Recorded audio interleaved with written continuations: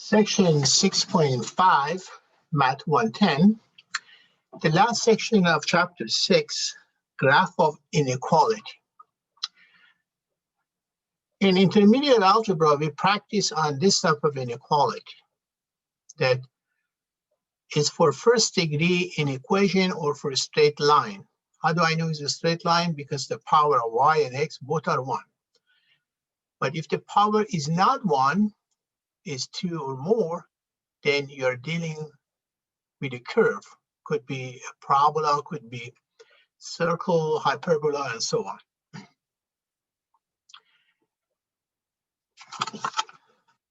In these examples, we want to graph y equal x2 minus 1.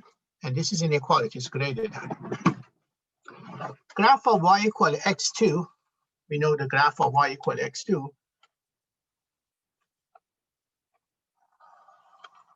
is this.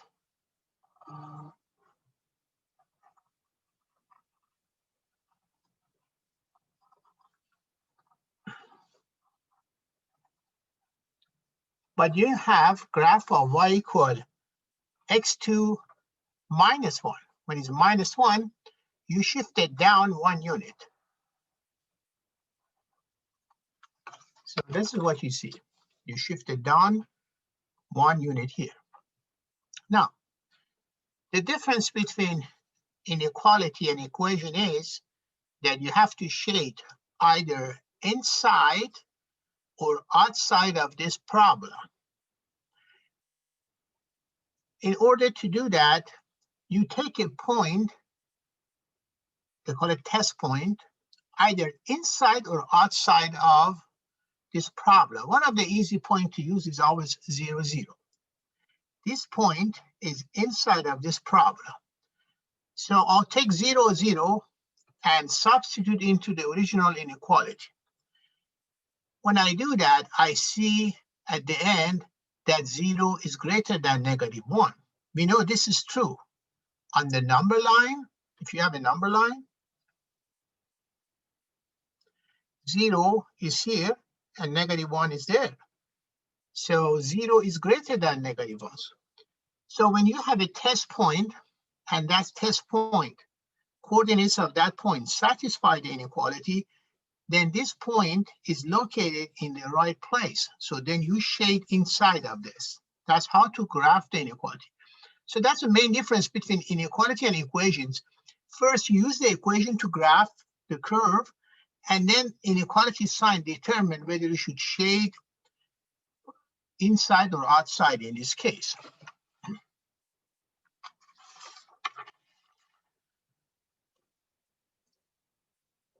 Now, how do I graph x equal negative 2? X equal negative 2 is vertical line. Now we want to graph x greater than minus 2. All the numbers greater than minus 2 are in this side. So you shade right side of this line. Why is a broken line? Because it doesn't have equality sign. When you don't have equality sign here, then it's a broken line. If you have greater and equal sign, then it would be a solid line. That's why you have a broken line. Y is less than 3. So first you graph line of y equal 3, and all the y less than 3 are below here. So you shade this. Now, how do I graph of x minus y less than 2? Again, first you graph x minus y equal to 2.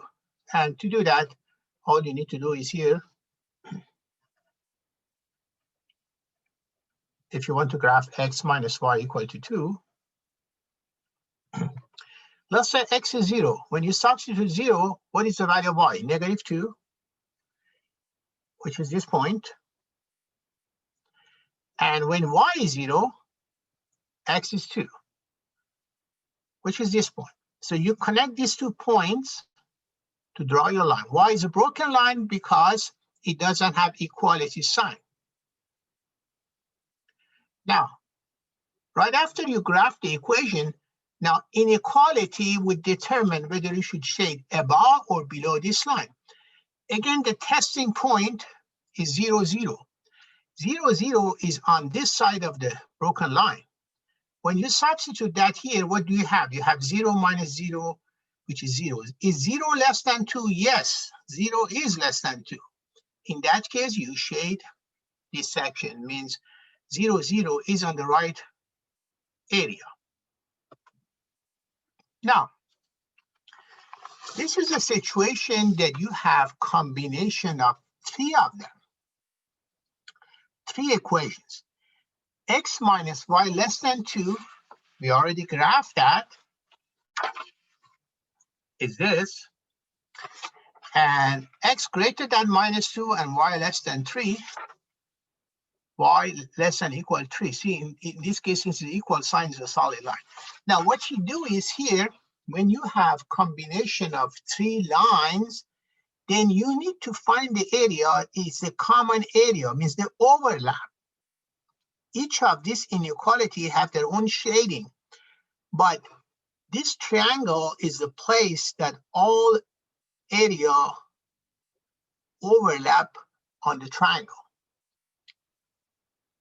And this is solution of system of 3 lines. So like x greater than minus 2, right? So we shade all this.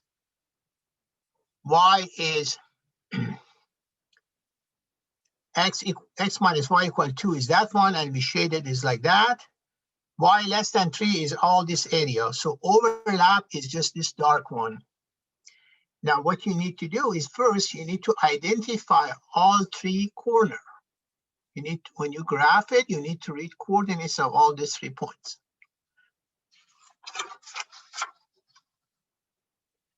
This one is line of minus x plus y less than 1, that when you graph it is this, right? But is less than 1. So this line 0, 0 is right here below this line. 0, 0 is below this line. When you put 0 here, 0 is less than 1 is correct. So that means we have to shade below this line. And then x2 minus y less than 1, or this is actually is y equal x2 minus 1. x2 minus 1, which we already had it on the first page here.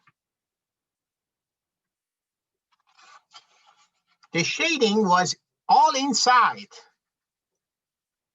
the problem. So you have this shading for the line and you have this shading. The overlap is this darker area. This darker area is the solutions. Okay, then you need to determine these 2 corners. You need to read coordinates of these 2 off of the drawing.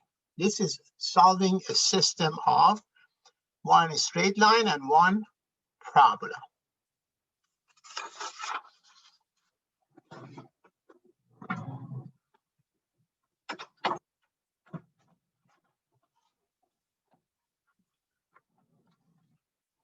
In this one, when you graph these 2 lines, in this example, both are parallel lines.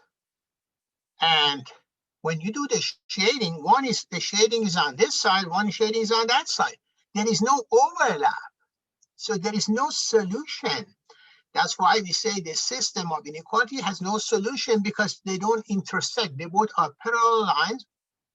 2 parallel lines do not intersect, and the shading also do not overlap. So there is no solution for that. This is another example. When you graph it and shade, this is an overlap, the common area. Then you need to read coordinates of intersection of these 2 vertex of these 2 lines.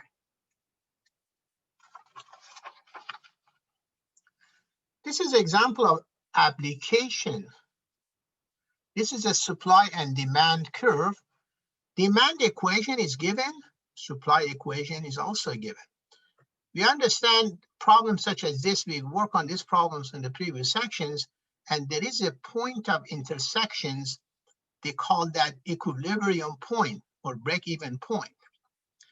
And that point, in order to calculate that, you have to take the demand and supply equation and set it equal to each other and solve it for X. When you solve that for X, X from this equation is 150. And then you take the X, you solve this, you find the X, which is 3 millions. Then to find the Y value, you take this X and substitute in one of these two equations. It doesn't matter which one. Either one give you 150. Okay. So here, you set these two equations equal to each other to find X point of intersections or break-even point. When you find the X from here, which is 3 millions, then you substitute in one of these two equations to find the Y value for this. And I show it here, which is 150. Okay. So now, what you need to do is now, one equation is for demand equation. For demand equation, profit is always less than that, this is given. And for producer surplus, the demand is this, greater than that. So when we graph these two lines, for that, area is below, less. Means you got to shade this area, below this line. And the other one is above this line. So you shade above. Overlap is this triangle. This triangle is overlap of these two inequality. And I'll show you that here. So this one,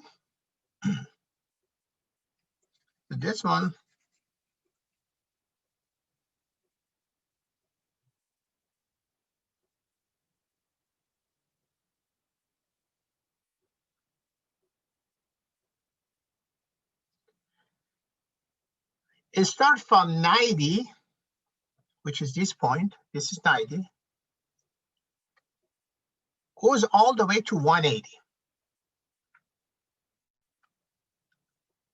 From 90 to 180 is all these triangles, these two. So to find the area of each triangle, you need the base. Base is the subtraction of this is 30, which you use it here. And subtraction of these two numbers is 60, which you use it here. And the height of the triangle, which is the distance, in this case, is 3 millions. That gives you the area of consumer surplus and producer surplus. So all these problems on the homework, I have the solution for you. So you could actually go through all this and understand how to shade the correct answer. That's the end of this one.